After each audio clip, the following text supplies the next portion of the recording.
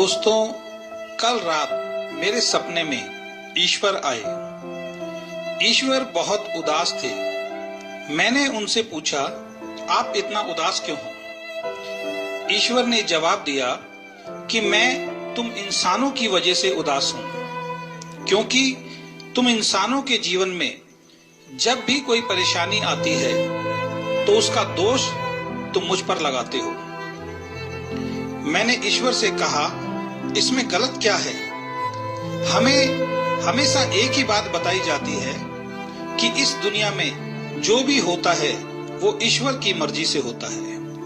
पत्ता भी बगैर आपकी इच्छा से नहीं हिलता। इस बात से ये पता चलता है कि इंसान के जीवन में अगर कोई भी घटना या दुर्घटना घटती है उसमें आपकी ही इच्छा होती है।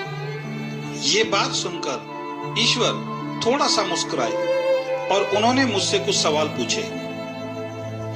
ईश्वर ने मुझसे पूछा, एक व्यक्ति रोज शराब पीता है, कई साल लगातार शराब पीने से उसका लीवर खराब हो गया है। सच बोलना, उसके लीवर को खराब करने में मेरा क्या हाथ है? मैंने तो उसको इस दुनिया में एक स्वस्थ लीवर के साथ भेजा था। एक व्यक्ति के ऊपर बहुत सारा कर्जा है, वो भी मुझे दोष देता है कि मैंने उसकी किस्मत बेकार बनाई है जिससे उस पर कर्जा हो गया, जबकि मैंने जब उसे दुनिया में भेजा था उस पर कोई कर्जा नहीं था। एक व्यक्ति बहुत गरीब है, एक साधारण सी नौकरी करता है, लेकिन उस नौकरी को छोड़ने को तैयार नहीं है। इसका मतलब उसे जो उस नौकरी से मिल रहा है उससे ज्यादा पाने का वो प्रयास नहीं करता और मुझे ही दोष देता है, मैंने उसको गरीब बनाया है। जब सास और बहू की आपस में नहीं बनती तो वो भी कहती है कि कैसी बहू भगवान ने हमें दी है। जबकि मैं उनसे पूछना चाहता हूँ कि बहू देखने जब वो गए थे तो क्या मुझे साथ लेकर गए थे? तो फिर मुझे दोष क्यों देते हैं?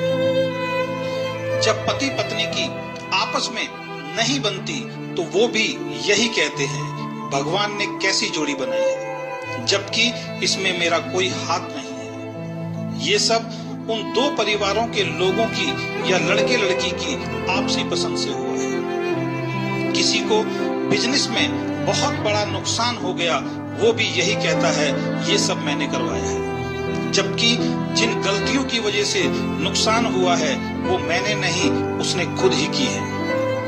ऐसे बहुत सारे उदाहरण जिसमें आप मुझे दोषी ठहराते हो।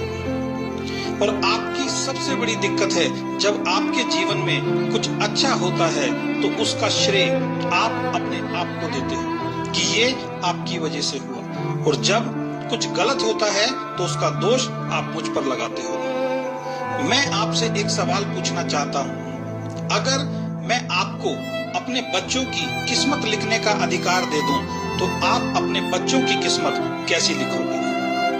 मैंने कहा कि मैं अपने बच्चों की किस्मत बेहतर से बेहतर लिखूंगा। मैं लिखूंगा मेरे बेटे और बेटी को जीवन में कोई दुख ना हो, वो हमेशा खुश रहें, उनको हर वो खुशी मिले जो वो चाहते हैं। फिर ईश्वर ने मुझसे पूछा कि अगर आपका एक बच्चा नालायक है, आपका कहना नहीं मानता, और दूसरा बच्चा समझदार है, आपका कहना मानता है, इन दोनों की किस्मत आप कैसी लिखोगे? मैंने कहा कि दोनों बच्चे मेरे हैं, मैं नालायक और समझदार दोनों की किस्मत एक जैसी और अच्छी लिखूंगा। ईश्वर थोड़ा हंसे और मुझसे बोले, मैं कौन हूँ? आप सभी मुझे परमपिता परमेश्वर कहते हो, इसका मतलब आप सभी मेरी संतान हो। जब आप अपने सभी बच्चों की किस्मत बहुत अच्छी लिखोगे तो मैं आपकी किस्मत बेकार कैसे लिख सकता हूँ? हकीकत में मेरे पास आपकी किस्मत लिखने का कोई अधिकार नहीं है। मैं हर इंसान को एक जैसा बनाकर भेजता हूँ और आप सभी को एक चीज देकर भेजता हूँ जिसका नाम कर्म है।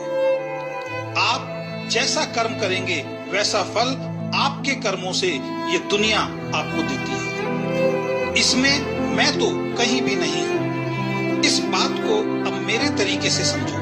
एक व्यक्ति शराब पीने में पैसा खर्च करता है, उसका शरीर खराब होगा क्योंकि उसका कर्म वैसा है। दूसरा व्यक्ति दूध बादाम खाता है, उसका शरीर बहुत अच्छा होगा क्योंकि उसका कर्म अच्छा है।